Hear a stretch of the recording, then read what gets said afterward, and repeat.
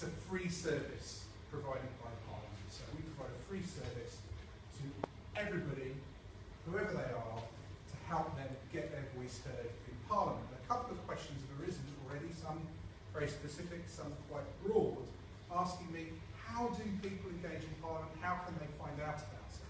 Well, if you go to the Parliament website, there is a page called Get Involved. There's various things you can do there.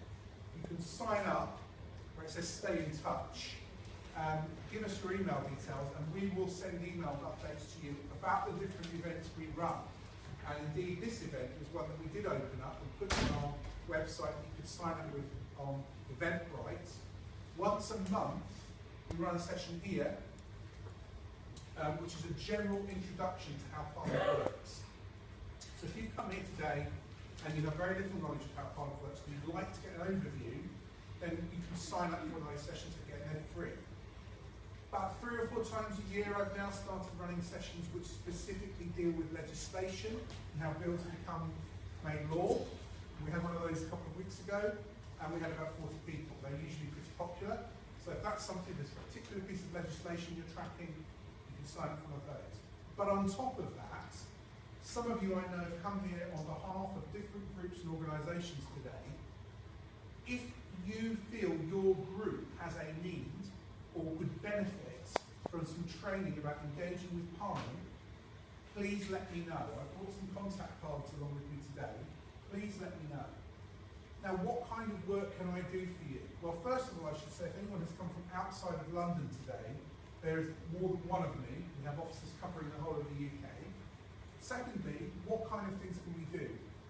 We can look very specifically at something. So if, for instance, you wanted to know more about engaging one of these select committees, let's say you're thinking, yeah, I think my organisation would like to submit some evidence on this implementation of Sustainable Development Goal 5. How do we do that? We've got no knowledge of how select committees work. Then I'd be very happy to come along, do a talk for you, explaining how select committees work, looking at the process of giving evidence and give you some tips about how you might do that. So, as well as doing this job for 6 years, I've also worked on a select committee for a year, so I've got a bit of direct experience of that. It might be that you're working with a community group who feel very disengaged from Parliament and politics, but have a lot of issues and things they want to raise, and they feel very strongly about. And I've done quite a few sessions recently in London. I'm hoping to do more in the South East, really just going out and talking to community groups and thinking, right, what are the issues that matter to you? How do you then bring them into Parliament? What are the different ways you can do that? Now, Rachel spoke to you about the different inquiries that are going on, so that's definitely one way. Rachel also mentioned contacting your own MP. Now, most people kind of have an awareness of who their MP is, but perhaps not so sure about contacting them. If you do want to contact your MP, you want to find out how to do it and get yourself a little bit of intelligence about what motivates your MP. This is the Parliament website here, www.parliament.uk. At the bottom left-hand corner is a box saying, enter your postcode to find name and contact details of your MP. So, I'm just going to put my postcode in here.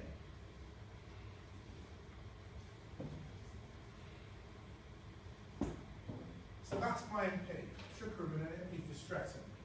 Immediately, I've got his address in the House of Commons, his telephone number, his email address, his phone number in the constituency office, his website address, and his name on Twitter. And Twitter is becoming a very useful way to keep tabs and engage with what's going on in Parliament, both following your own MP, but also those select committees. The International Development Committee are on Twitter, and they will tweet when inquiries are launched, when deadlines for written evidence are coming up, when oral evidence sessions are happening. You can also find out a bit more about your MP. Now, my MP is a member of a select committee, he's a member of the Home Affairs Committee. That can be a very useful thing to know, particularly if you're working with a group that crosses different constituencies. Because if you've got an MP that you or one of your service users or colleagues can contact is on a select committee, they're the ones who decide what the select committee is going to look at. So if we're talking about getting government to think about sustainable development goals on a domestic footing, maybe it's a question of talking to MPs on select committees who cover domestic policy and getting them to press their own committees to do inquiries on this. It's quite interesting. We've got the Environmental Audit Committee